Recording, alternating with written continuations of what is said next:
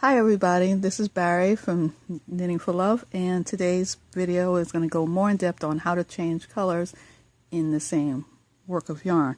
As you can tell, you can do it as a V, you can do it whatever, you can scatter them.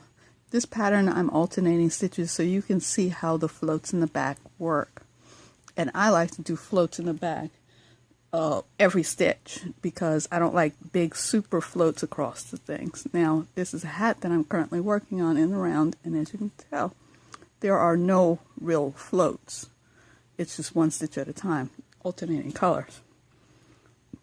Even through the patches where I have five yarn of the same color knitted in the same spot, I am doing the floats in the back. So what you need to do is you get your yarn of your choice and you start your work. Just make sure you don't get all tangled. And it's all up to you what color goes first. Like I'm alternating these colors, so now I'm going to alternate again on my knit row. So I'm basically going to just pick up my yarn, knit the first stitch, drop that stitch, pick up my next stitch. Simple. And then I'm going to keep on going. I'm not going to twist the yarn. I'm just going to drop it where it lays and keep on going. Remember, drop this one and pick up that one.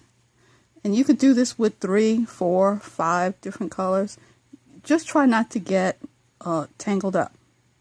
Just make sure that when you're switching to the front and the back of the row, you can actually untangle your yarn.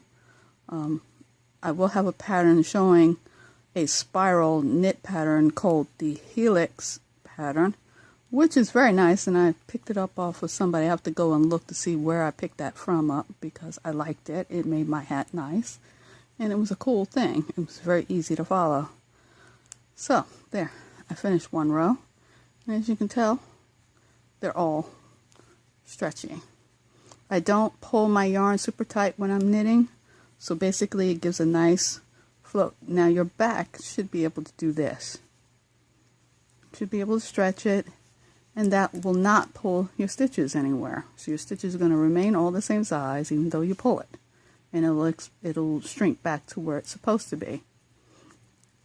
Now if you're going to purl, it's the same thing as you knit. You're going to pick up a stitch, and you're going to choose what color you want to go where. I'm going to alternate these stitches back now. So instead of me doing the pink first, I'm going to do the blue first. Then I'm going to do a pink.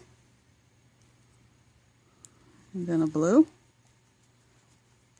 And then a pink. As you can tell, I'm getting all tangled. And this one's a blue. So I'm not really doing anything special. You can see that I'm just dropping the stitch where it lays, the yarn wherever it is, to knit that next stitch. And I'm letting it float itself across for its tension, because I know I'm not pulling the stitches very, very tightly across when I'm knitting. So basically that makes my tension nice. My floats in the back will lay nice, and it won't stretch my yarn work. So I suggest, before you start on a project, kind of work through the pattern first, especially if it's a colored pattern.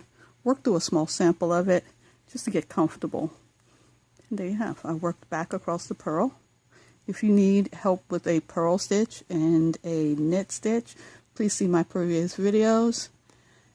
And happy knitting. Talk to you later. Bye.